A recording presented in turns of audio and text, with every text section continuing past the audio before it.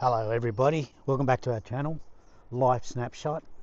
Evelyn, Greg, Muttley from Australia. What a wonderful morning. Look at the steam coming off the lake.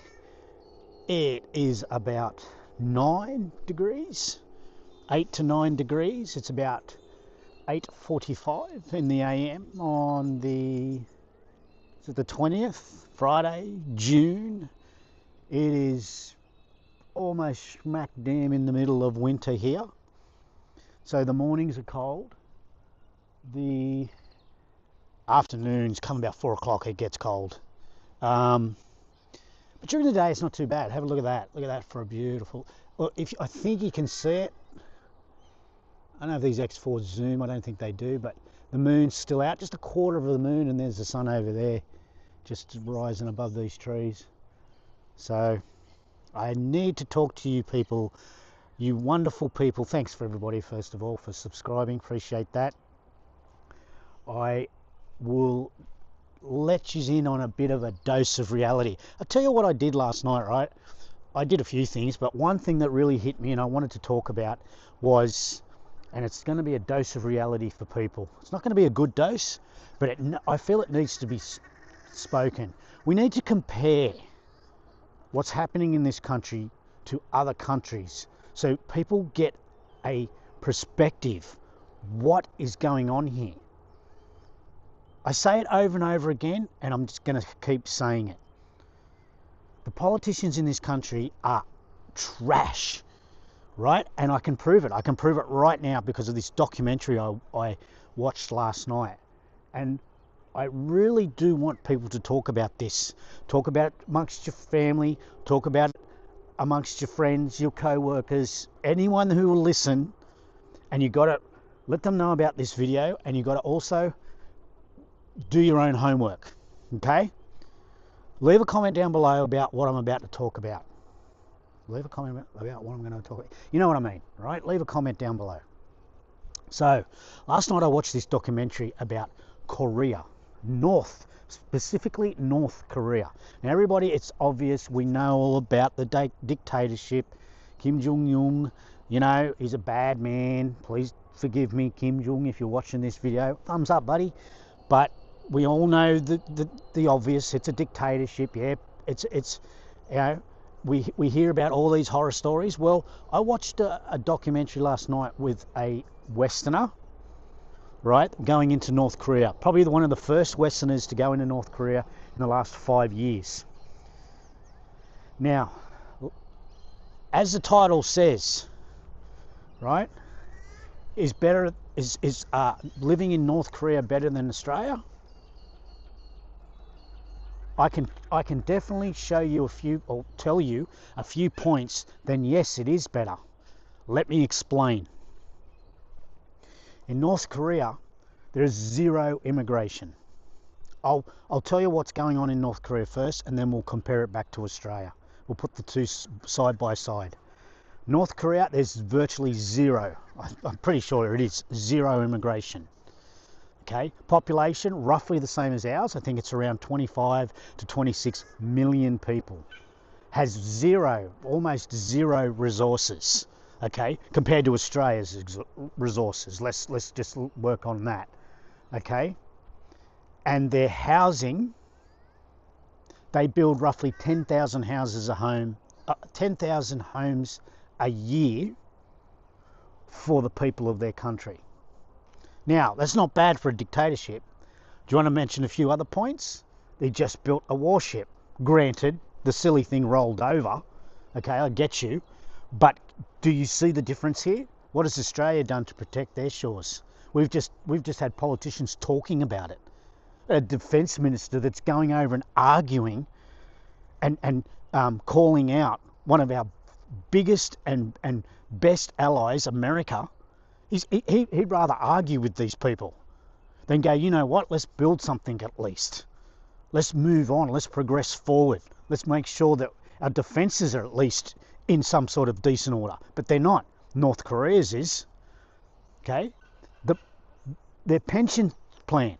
Do you realise that some people in North Korea, depending on what career you do, can retire under the age of 30? And the state gives them a home to live in. Hello?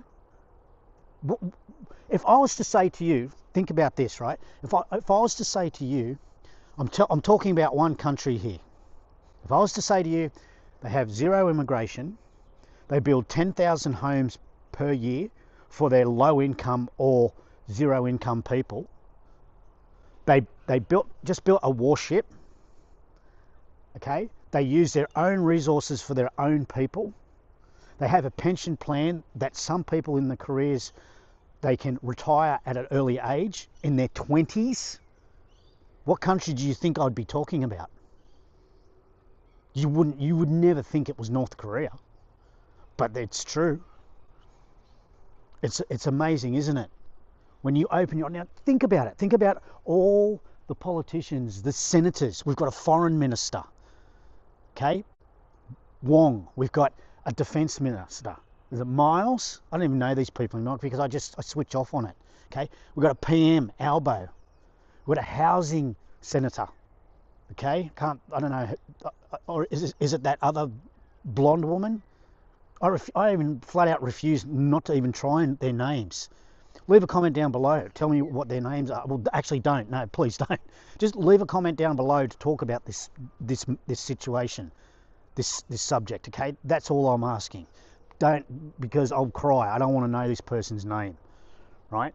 But they are all in positions that are getting paid big dollars, right? Massive pensions, retirements. And what have they been? They've been in government for 4 years. And what's happened? Zero homes. Our defence force has gone backwards. It is extremely hard to retire in this country. Extremely hard. Let alone if you don't own a home or you have to rent. Retirement must be horrible for some people.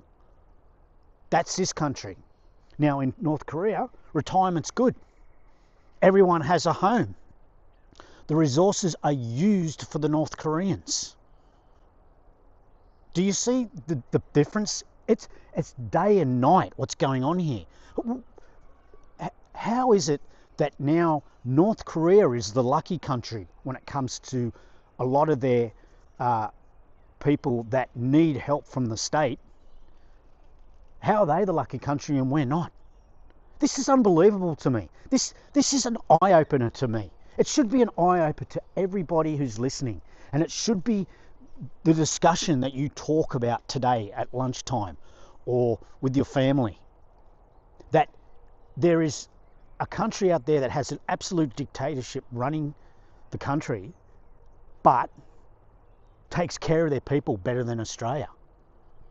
As long as you toe the line, of course. Do you know what I mean? And let's face it, you're towing the line in Australia. That's what you have to do here now. If you don't toe the line, you get left behind. Isn't that right? Okay, so think about that. This is unbelievable to me. This is an eye-opener. So when you compare the two countries together, it should be black and white that Australia is miles ahead when it comes to these things that I've just mentioned. Infrastructure. Have a look at North Korea's infrastructure. It's old, I'll give you that. Okay, but it works better. It works better for the population.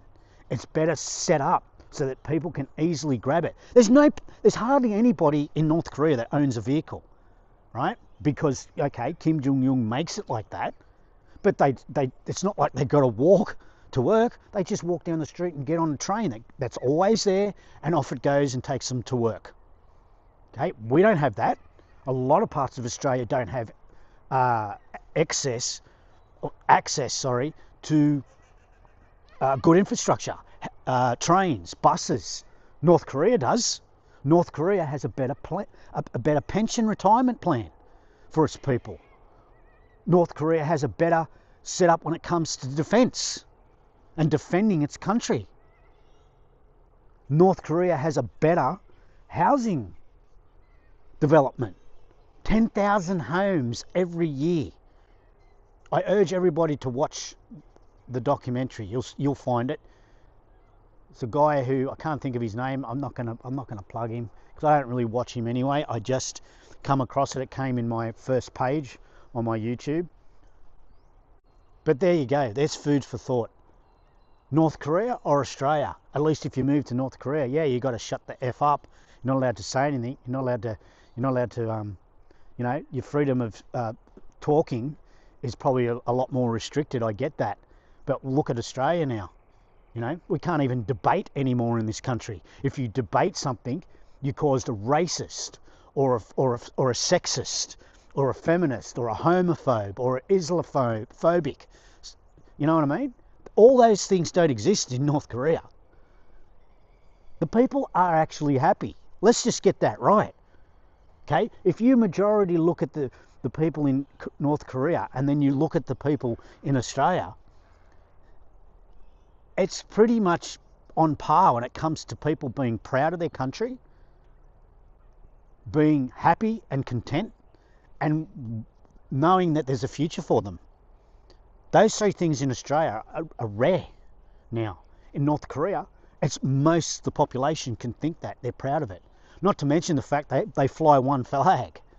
Okay? That unites a country when you've got one flag. You know? Regardless of its history. You know, what do you think the North Koreans wake up, even if they had the right to, and say, oh, our president is a bad man, you know? So we need to run different countries. Because of what he did last month or 3 years ago or 10 years ago or 100 years ago, we're going to keep that going. No. We're going to look forward. We're going to look to the future and not worry about the past. Yes, the past is there. We can't change it. But we don't have to worry about that. We have to worry about what the future is. And that's what North Korea is doing. Building warships, building defence, building homes, building infrastructure. Is Australia doing any of that? And we've got these pathetic muppets, 3, 4, 5, 600 grand a year, telling us they can't do their jobs. Think about that next time you come around to voting. All the best, guys. Eye-opener today. A dose of reality for you. North Korea has its better advantages than living in Australia. Unbelievable. It's not what you know, it's who you know. Have a great day. All the best. Bye.